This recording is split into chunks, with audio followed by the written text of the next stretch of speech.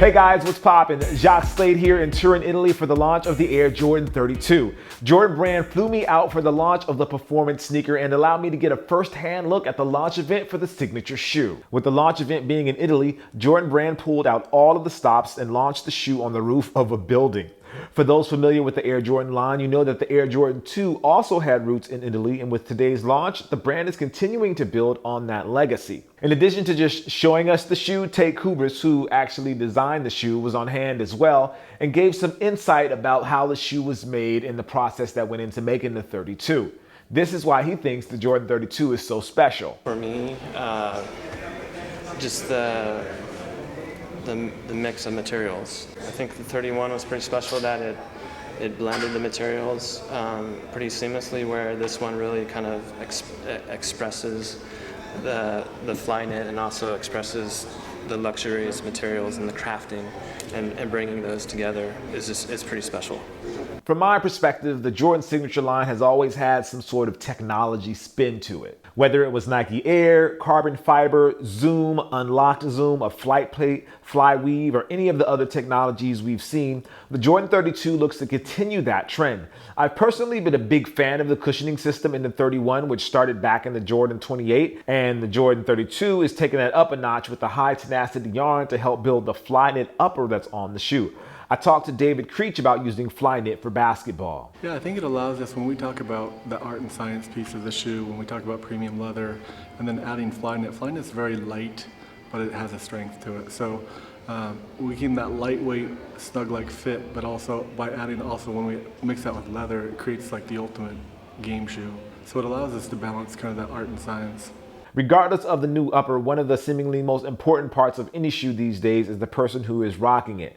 For the last few years, that has been Russell Westbrook, and this year is no different. Westbrook, reigning MVP, will be rocking the shoe on court this year. With a story that started over 30 years ago, the link between the Jordan 2 and the Jordan 32 go beyond the quality and the craftsmanship. Aesthetically, the model shares a similar look, first introduced by Bruce Kilgore, the designer of the Air Force One. The shape of the lines on the upper call back to the older model, as does the detailing on the tongue and the piping. With the cushioning, I'm glad that I can report that Jordan Brand kept it pretty similar to what we've become accustomed to all the way back since the Air Jordan 28. A big 4-foot Nike Zoom airbag, flight plate, and heel zoom all come together to create what I think is one of the best setups in the basketball game right now. Both players, big and small, can benefit from this technology, which is something that we've actually already seen with previous generations of the Jordan signature shoe in the NBA in just the last season. With attraction, Jordan stayed true to the classic herringbone pattern, but with a series of wiper blade-like shapes. We had a chance to get some on-court time with the Jordan 32 during the event, and I'm happy that I can report back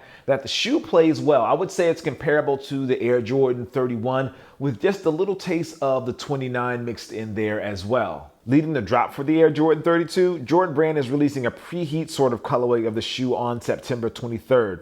The nickname for the shoe is Rosso Corsa, which roughly translates to red racing. The colorway is the official color of cars entered into international car racing competitions by Italy, which obviously leads back to the Air Jordan 2, which is a very good move, Jordan Brand. Following the launch of the Rosso Corsa, Jordan Brand will be launching a bread or band colorway of the shoe on October 18th. And for the first time, following up with an immediate launch of the Air Jordan 32 Low in the bread colorway on the same day.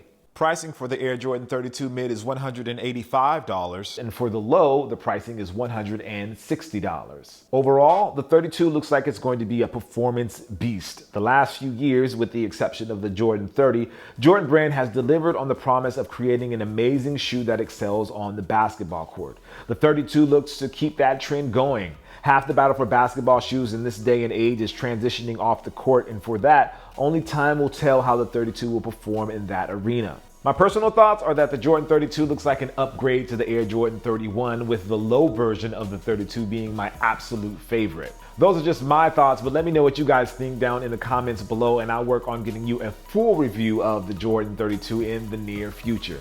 As always, I appreciate you, and I'll see you soon. Peace.